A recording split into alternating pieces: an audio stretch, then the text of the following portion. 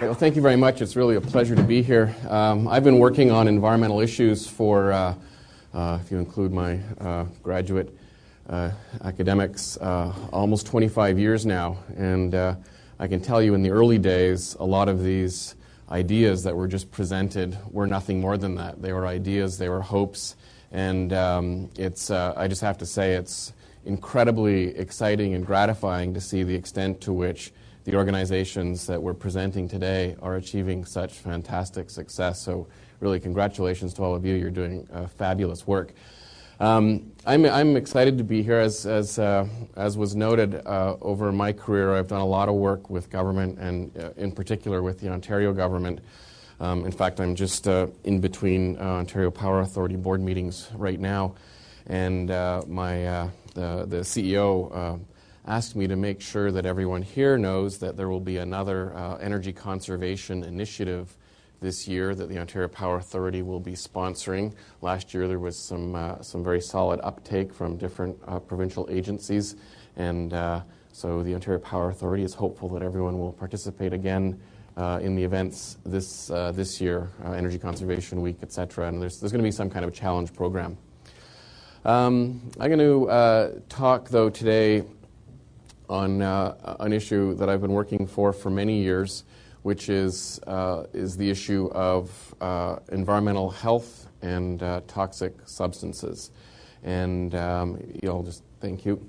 So I've been working on the issue for really since about 1992, I would say, and over that time, it really struck me that the message wasn't really getting out, that people weren't understanding the issues. And the science has evolved incredibly, and I'll talk a little bit about that. But about 2 years ago now, my co-author Rick Smith and I decided to write a book, and we thought that it would be great to try to explain to people in a lay way, a more accessible way, what the issues were and how the issues are being redefined, and in particular, give people some practical things that they can do in their lives to try to reduce their exposure to toxic chemicals. And it was always my thought that if we wrote a book in a more hopeful way, a more positive way, we tell a lot of funny stories in the book, we have a lot of references to pop culture, that it might be a more successful way of getting the message out. And happily, it worked very well. The book was a bestseller in Canada. It was ranked by Quill and Quire magazine as one of the top books of the year last year. And it came out a couple months ago in the U.S., and already U.S. sales have exceeded Canadian sales. So we're really happy the book has struck a chord, and we're really anyway. So it's fun for us just to see the very positive response we've been getting from people. So if I asked you what came to mind when I said the word pollution, what's the first thing that would come to your mind? This is when you actually say something. Dirty air, like you go outside and you dirty, right? Dirty air, smog, water, garbage on the ground. Typically that's our understanding of pollution. You know, we think of smokestacks, we think of dirty air, we think of smog, we think of sewer pipes going into lakes, and historically that's really how we've designed our regulatory system and our information gathering systems and our policy systems, all really to deal with pollution as something that's out there. It's dirty, it's smelly, it's out, outside of our, little environments that we like to think are safe and clean. So what we've tried to do in the book is really to shift that thinking, because happily we've dealt with a lot of that pollution. We've made tremendous gains in reducing air pollution and reducing water pollution, the things that I call just that gross pollution that's out there. We saw fantastic examples today of waste diversion and waste reduction and energy conservation, all of those things.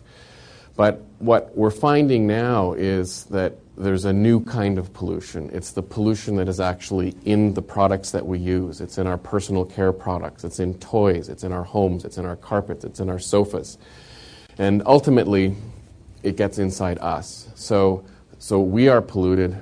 Our homes, which we like to think of as being safe and clean, in fact, typically have poorer air quality than outside. So we need to start shifting the notion of pollution from something that's out there to something that's in us.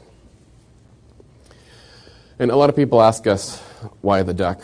We were happy when Huffington Post actually said that it was the best named book of all time, Slow Death by Rubber Duck. So people ask us, so why the duck? And one thing when you think of a rubber duck, you think, well, that's a pretty innocent toy for a child. You can't imagine that it's something that is going to be harmful. The reality is rubber ducks aren't made of rubber. They're made of vinyl. And if they were solely made of vinyl, they would be very hard and rigid, hard plastic. Vinyl is hard in its natural state. But chemicals are added to vinyl ducks to make them soft and squishy, and the major chemical to do that is called phthalates. I'm going to talk a little bit more about the individual chemicals. But also in rubber ducks, you can find lead, you find mercury, you find chromium, you find all sorts of things. Most of those are not deliberately put into the duck. They're typically just contamination in the chemical feedstock.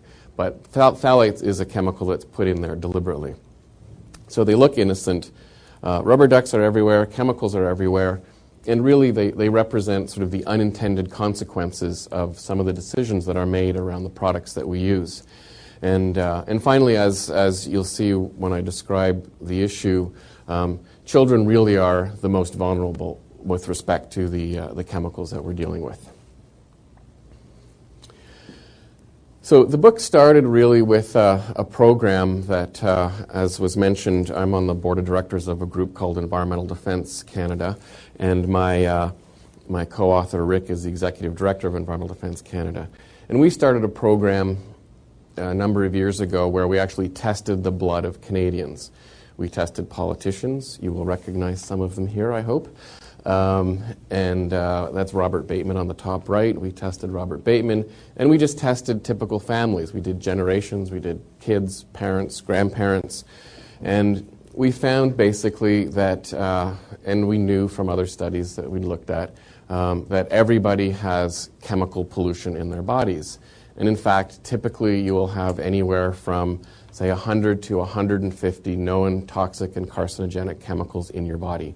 There's actually studies that have been undertaken recently that are doing drawing blood samples from umbilical cords that show that even when you're born, you are born with toxic chemicals in your body. So this, for most people, is a little bit shocking. The one thing, in fact, Dalton McGuinty was one of the first. In fact, he was the first politician to agree to do the testing, and you may remember that's John Tory in there.